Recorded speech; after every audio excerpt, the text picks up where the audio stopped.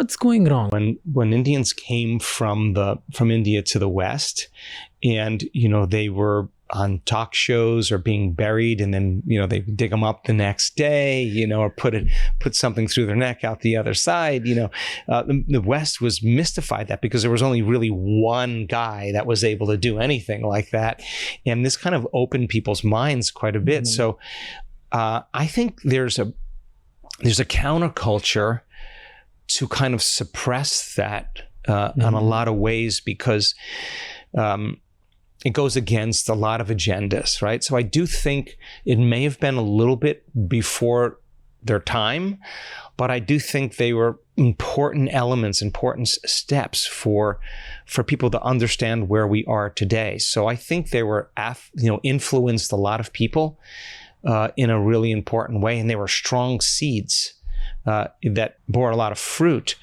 But now technology is just so simple to be able to just get on something and see something that you didn't have available to you. You had to go to the top of a mountain in the Himalayas to find your way to some ancient school of ancient wisdom, and be willing to give up your life to learn some of these things. And I do think that there were a lot of people that made those journeys that we never saw again, that said, I'm not coming back to society again. Or there's many people that have transcended in some way. But I think this is really, this is a really important time to be alive. And I think it's important to be alive right now because, the human race is at a very critical point.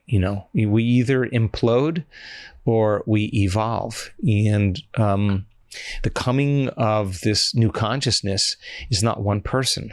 Yeah. It's got to be a collective network of people. And, when you live in fear, or you're watching the news, or you're seeing all these tragedies, or you're exposed to different things, it really divides people. Everybody's got their own secular ways. And the best way to keep people divided is to keep them in survival and stress. And so, what an important time to be alive. I don't think it's ever been in my lifetime. I've never felt so much pressure, environmentally, with all the challenges that we've had. And this is a time where you cannot choose fear, where you can't choose aggression and hatred, because that would add to the consciousness to further divide, right? So something has to emerge that's greater than that.